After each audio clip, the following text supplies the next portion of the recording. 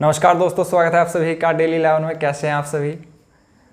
एक बार फिर से आपका स्वागत है संडे स्पेशल में। आज हमारा टेस्ट सीरीज का क्रम रहेगा भाग 218। इससे पहले 217 सेशन आ चुके हैं, उनको आप अवश्य देख लीजिएगा। दोस्तों, टेस्ट सीरीज उत्तराखंड की सभी परीक्षाओं के लिए, जो भी वनडे एग्जाम होते हैं, यूके SSC, यूके PSC, समूह ग के लिए, सभी एग्जाम के लिए यह टेस्ट सीरीज महत्वपूर्ण रहेगी।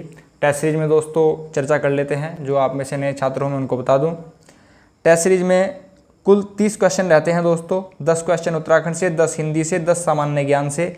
यहाँ पर मैथ और रीजनिंग से भी क्वेश्चन रखे जाते हैं। करंट अफेयर से भी क्वेश्चन आपको यहाँ पर देखने को मिलेंगे और एक्स्ट्रा इन्फॉर्मेशन भी काफ़ी महत्वपूर्ण रहती है। आप यहाँ पर दोस्तों एक नोटबुक और एक पेन ले लीजिए, आप अपना आकलन कीजिएगा। आप 30 में से कितने अंक ला पा रहे हैं। अगर आप 25 से अधिक अंक ला पा रहे हो तो आप काफ़ी अच्छी स्थिति में हैं। अगर आपके अंक कम आ रहे हो तो आप टेस्ट सीरीज रेगुलर देखते रहिए, आपका स्तर काफ़ी अच्छा होता रहेगा। शुरू करते हैं बिना किसी देरी के, क्योंकि आप सभी जानते हैं समय ही सब कुछ है। पहला क्वेश्चन आपके सामने उत्तराखंड से रहेगा। कुमाऊं क्षेत्र में मौखिक रूप से पीढ़ी दर पीढ़ी हस्तांतरित होने वाली पौराणिक लोक गाथाओं को क्या कहा जाता है? करेक्ट आंसर हमारा यहाँ पर रहेगा दोस्तों ऑप्शन ए जागर। काफ़ी सरल सा प्रश्न था, आप सभी ने किया होगा। नेक्स्ट, उत्तराखंड में IIM कहाँ पर स्थित है? यहाँ पर हमारा करेक्ट आंसर रहेगा option D Kashipur, Udham Singh Nagar. Green school की अवधारणा का प्रतिपादक कौन है? ग्रीन स्कूल यहाँ पर मुख्य शब्दावली है। करेक्ट आंसर है वीरेंद्र रावत। शिक्षा का अधिकार अधिनियम किस वर्ष लागू हुआ था? यहाँ पर मैं आपका 10 सेकंड का समय लूँगा। दोस्तों, अगर शिक्षा का अधिकार अधिनियम पूछा जाता है तो यह 2009 में आया था, लेकिन इसे लागू 2010 में किया गया। तो अगर हम यहाँ पर प्रश्न को फिर से पढ़ें, शिक्षा का अधिकार अधिनियम किस वर्ष लागू हुआ, तो answer option D correct answer रहेगा। परीक्षा में आप ध्यान दीजिएगा कि क्या पूछा जा रहा है। अक्षय पात्र योजना उत्तराखंड के कितने जिलों में शुरू की गई है? करेक्ट आंसर रहेगा ऑप्शन डी 4 जिलों में। यह करंट अफेयर से क्वेश्चन है। आगे बढ़ेंगे। उत्तराखंड में भारतीय वन अनुसंधान संस्थान कहाँ स्थित है? काफ़ी सरल सा प्रश्न है। करेक्ट आंसर है देहरादून। देहरादून की स्थापना दोस्तों 2 बार की गई, 1817 और 1871 में।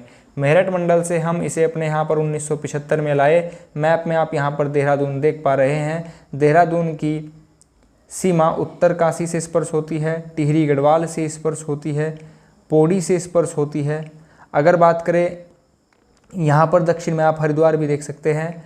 अंतर्राज्यीय सीमा हिमाचल प्रदेश से स्पर्श होती है और उत्तर प्रदेश से स्पर्श होती है। यहाँ से क्वेश्चन बन जाता है कि उत्तराखंड का वह कौन सा जिला है जिसकी सीमा सर्वाधिक राज्यों से स्पर्श होती है? देहरादून।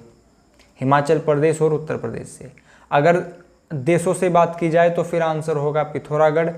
पूर्व में नेपाल है, उत्तर में चाइना तिब्बत है। देहरादून में दोस्तों चक्राता हिल स्टेशन है। चक्राता जो सीट है विधानसभा में, यह ST सीट है। विधानसभा में उत्तराखंड में 70 सीटें हैं, 2 सीटें ST की हैं। चक्राता देहरादून, नानक माता उधम सिंह नगर। SC की यहाँ पर 13 सीटें हैं, कुल आरक्षण 15 हो जाता है। Lal Bahadur Shastri national academy of administration यहाँ पर है। भारतीय मिलिट्री कॉलेज यहाँ पर है। सर्वे ऑफ इंडिया यहाँ पर है। फॉरेस्ट रिसर्च ऑफ इंडिया यहाँ पर है। आगे बढ़ेंगे दोस्तों, जैसे कि मैंने आपसे कहा था करंट अफेयर से भी क्वेश्चन रहेंगे। देहरादून से करंट अफेयर के कुछ तथ्य देख लेते हैं। कैथ लैब का लोकार्पण मनसुख मंडाविया जी के द्वारा किया गया। यह वर्तमान में केंद्रीय स्वास्थ्य मंत्री हैं, याद रखिएगा।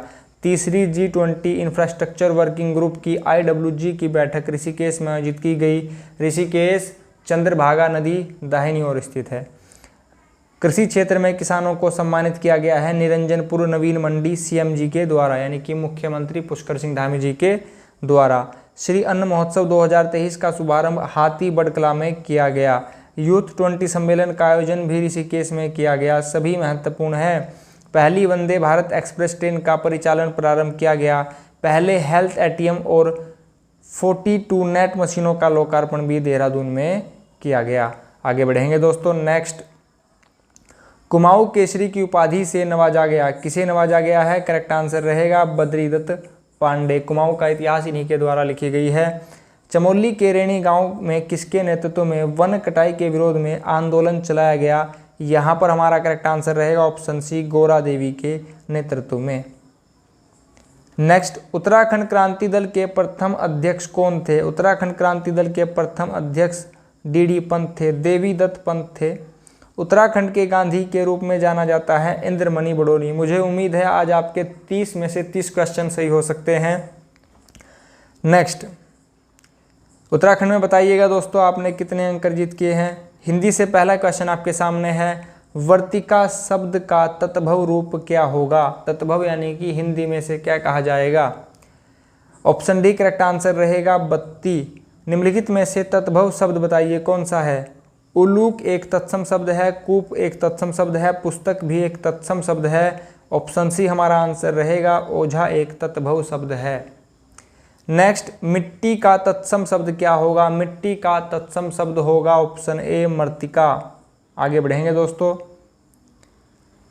नेक्स्ट, कौन सी वर्तनी ठीक है? वर्तनी बतानी है दोस्तों। रचयिता कैसे लिखा जाता है बताइए। ऑप्शन सी यहाँ पर करेक्ट आंसर होगा, रचयिता। अगेन यहाँ पर आपसे शुद्ध वर्तनी पूछा गया है। उपर्युक्त ऑप्शन बताइए। ऑप्शन ए करेक्ट आंसर रहेगा, उपर्युक्त। नेक्स्ट, स्वेच्छा का संधि विच्छेद क्या होगा? संधि से यहाँ पर क्वेश्चन है, स्वेच्छा का संधि विच्छेद क्या होगा?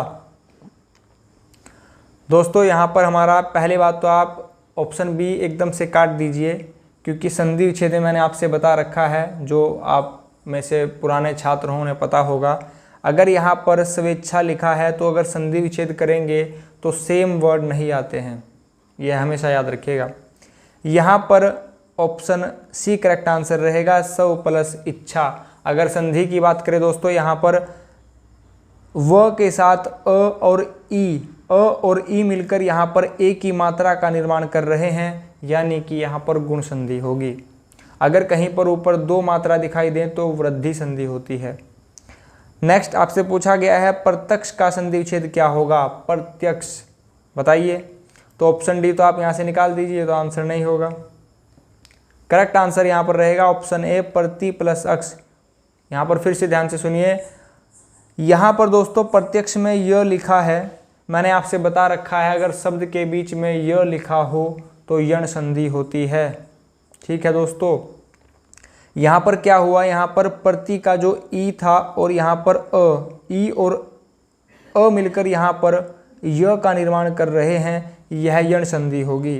यण संधि स्वर संधि का ही एक भाग है। स्वर संधि 5 प्रकार की होती है। संधि के बारे में जान लीजिए दोस्तों। 2 वर्णों के मेल से जो विकार उत्पन्न होता है उसे संधि कहते हैं। यहाँ पर एक छोटा सा भेद अंतर है। अगर वर्णों का मेल हो तो संधि, शब्दों का मेल हो तो समास। संधि 3 प्रकार की होती है दोस्तों, और समास 6 प्रकार के होते हैं। स्वर्नाम भी 6 प्रकार के होते हैं। संधि स्वर संधि होती है, व्यंजन संधि होती है, विसर्ग संधि होती है। स्वर संधि 5 प्रकार की होती है दोस्तों।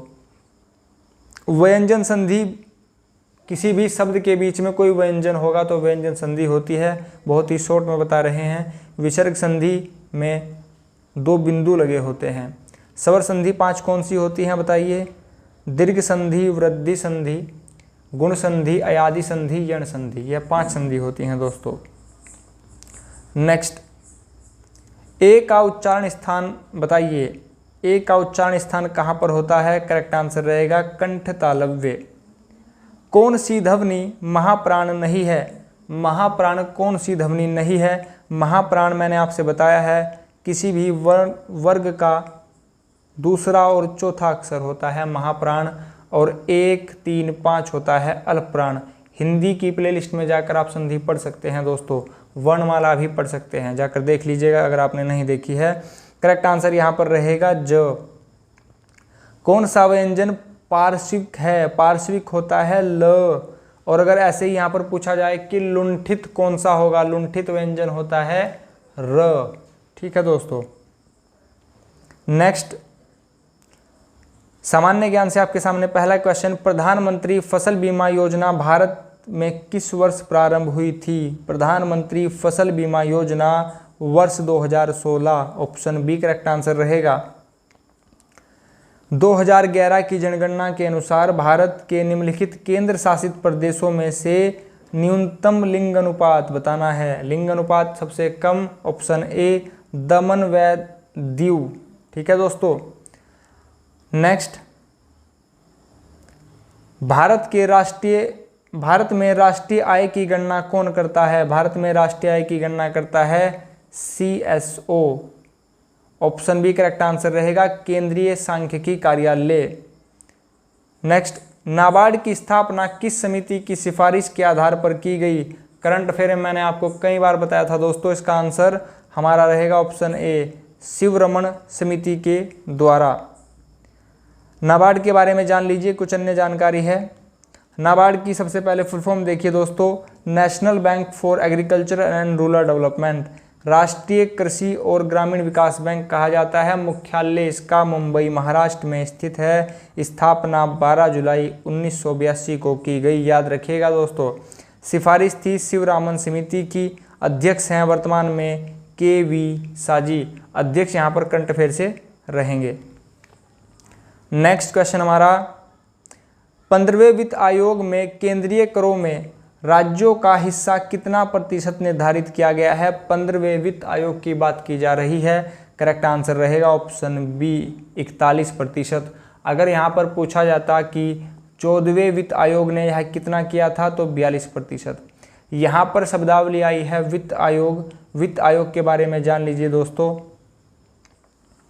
वित्त आयोग सबसे महत्वपूर्ण तथ्य तो आप याद रखिएगा कि अनुच्छेद 280 है। कार्यकाल 5 वर्ष का होता है। राष्ट्रपति द्वारा यह नियुक्त किए जाते हैं। कुल सदस्य 5 होते हैं, 1 अध्यक्ष और 4 अन्य। प्रथम वित्त आयोग 1951 में गठित किया गया और पहले अध्यक्ष थे KC नियोगी। यह सभी तथ्य पूछे गए हैं किसी न किसी परीक्षाओं में। वर्तमान में 15वां वित्त आयोग चल रहा है। अध्यक्ष हैं NK सिंह और इसका कार्यकाल रहेगा 2021-22 से 2025-26 तक। चीज़ें पसंद आई हों तो वीडियो लाइक कीजिएगा दोस्तों।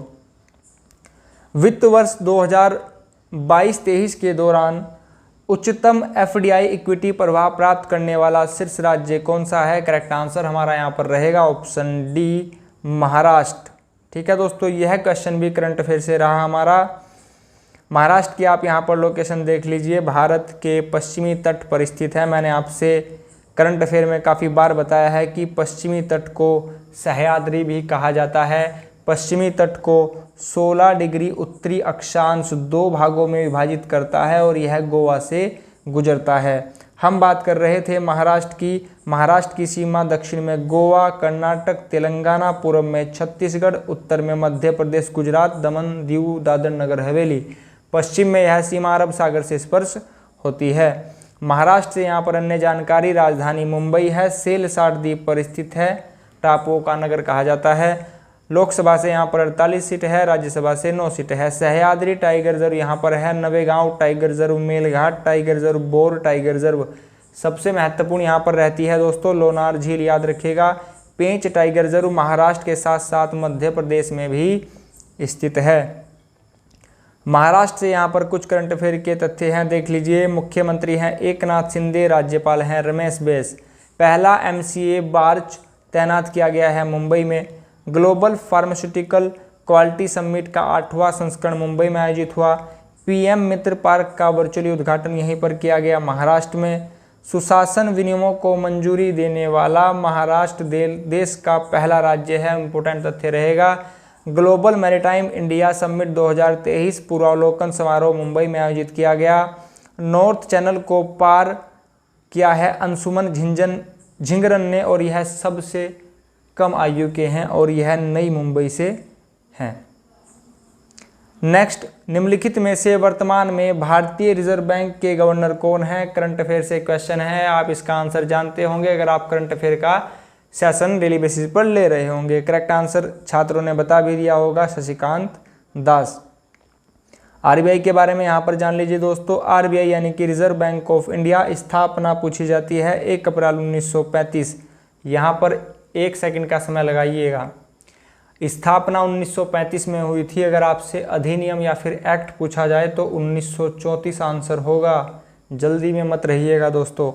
मुख्यालय मुंबई महाराष्ट्र में है। राष्ट्रीयकरण 1949 में किया गया। पहले गवर्नर रहे ऑसबोर्न स्मिथ। पहले भारतीय गवर्नर रहे सर सीडी देशमुख। वर्तमान में गवर्नर हैं शक्तिकांत दास और क्रम है 25वां याद रखिएगा। आरबीआई की बात करें, इसके अन्य नाम है बैंकों का बैंक कहा जाता है, केंद्रीय बैंक कहा जाता है, अंतिम ऋणदाता कहा जाता है। आरबीआई की स्थापना में मुख्य भूमिका रही है हिल्टन यंग कमीशन की, बाबा साहेब अम्बेडकर की। नेक्स्ट क्वेश्चन आपके सामने, मानव विकास सूचकांक यानी कि HDI ह्यूमन डेवलपमेंट इंडेक्स में मुख्य घटक क्या क्या हैं? करेक्ट आंसर हमारा यहाँ पर रहेगा जीवन प्रत्याशा, शिक्षा, प्रति व्यक्ति आय। नेक्स्ट, यदि विद्युत बिल को, मैथ से क्वेश्चन है, यदि विद्युत बिल को समय के अंदर जमा कर दिया जाए तो 15% की छूट मिलती है और यह छूट है 54 रुपये। तो आपसे पूछा गया है बिल कितने का हुआ, टोटल बिल कितने का था। आप यहाँ पर 2 मिनट का समय ले सकते हैं और बताइए करेक्ट आंसर क्या होगा दोस्तों। मुझे उम्मीद है आप सभी ने आंसर किया होगा। देखेंगे दोस्तों, हमसे पूछा गया है टोटल बिल कितना है, तो हम मान लेंगे टोटल बिल है X, इस पर 15% की छूट दी गई, तो फिर छूट कितनी हुई 54 रुपये। इसको काट लीजिए दोस्तों, 3 5 जा 15, 25 जा 100, 18 से आप यहाँ पर 54 को काट सकते हैं, 18 3 जा 54, 18 तिया 54 और 20 की मल्टीप्लाई जब आप 18 से करेंगे तो यह होगा 18 दूनी 36, 360। देख लीजिए 360 कहाँ पर लिखा है, ऑप्शन डी हमारा यहाँ पर करेक्ट आंसर रहेगा, यहाँ पर आप देख सकते हैं। नेक्स्ट क्वेश्चन आपके सामने, 2 मिनट का समय लीजिए और बताइए करेक्ट आंसर क्या होगा दोस्तों। मुझे उम्मीद है आपने आंसर किया होगा। कोयले की एक मात्रा में कितनी कमी कर दी जाए कि परिवार के बजट में परिवर्तन ना हो? कोयले की कीमत में 25% की वृद्धि होती है। मेरी बात ध्यान से सुनिएगा दोस्तों, यहाँ पर आपसे कमी के लिए पूछा गया है, तो आपको क्या करना है, यहाँ पर तो 25 है तो ऊपर लिखिए 25। अब आपसे बोला गया है कमी करनी है, तो आप नीचे इसे 100 में प्लस कर दीजिए और मल्टीप्लाई 100, बस इतना सा काम करना था और आंसर आ जाएगा। दोबारा से मेरी बात ध्यान से सुनिए, अगर यहाँ पर वृद्धि लिखा होता कमी की जगह तो क्या करते, क्वेश्चन को अगर हम थोड़ा चेंज कर दें तो फिर हमें ऊपर तो 25 ही लिखना था, नीचे हम कर देते 100 माइनस 25 और मल्टीप्लाई तो 100 ही होता है। अब इसको सॉल्व करेंगे दोस्तों, देखते हैं। हमसे बोला गया है कि कोयले की मात्रा में कमी कर दी गई है, कितनी कमी की जाए कि परिवार के बजट में परिवर्तन ना हो और कीमत में 25% की वृद्धि होती है। तो हमने ऊपर 25 लिखा, नीचे हमने 100 में 25 प्लस किया तो हो जाएगा 125 मल्टीप्लाई 100। 25 से 125 को काट लीजिए, 5 से आप 100 को काट लीजिए, करेक्ट आंसर होगा 20%। ऑप्शन बी आप यहाँ पर देख सकते हैं करेक्ट रहेगा। आगे बढ़ेंगे दोस्तों। नेक्स्ट क्वेश्चन हमारा यस्टरडे क्वेश्चन, मतलब कि लास्ट संडे का जो क्वेश्चन था, गढ़वाल समाचार का प्रकाशन किस वर्ष प्रारंभ हुआ? करेक्ट आंसर रहा ऑप्शन बी 1902 में। आप में से बहुत से छात्रों ने करेक्ट आंसर किया है। नेक्स्ट, आज का हमारा क्वेश्चन रहेगा क्वेश्चन ऑफ द डे, निम्नलिखित में से कौन हिमालय की बेटी नामक पुस्तक के लेखक हैं? 4 ऑप्शन आपके पास रहेंगे, इसका आंसर आप सभी कमेंट बॉक्स में देंगे। दोस्तों, अगर आपको वीडियो पसंद आई हो, टेस्ट सीरीज अच्छी लगी हो, आप चैनल पर नए हो तो प्लीज़ चैनल को सब्सक्राइब कीजिएगा, वीडियो को लाइक कीजिएगा। आज का हमारा टारगेट रहेगा 100 लाइक का। वीडियो को शेयर भी कीजिएगा, अपने सभी मित्रगण से शेयर कीजिएगा जो भी उत्तराखंड की आगामी परीक्षा में बैठने वाले हैं, उनके लिए यह बहुत लाभदायक होगा। आप सभी ने अपना कीमती बहुमूल्य समय चैनल को दिया है, इसके लिए आप सभी का बहुत बहुत धन्यवाद। आप सभी का दिन शुभ हो। नमस्कार दोस्तों।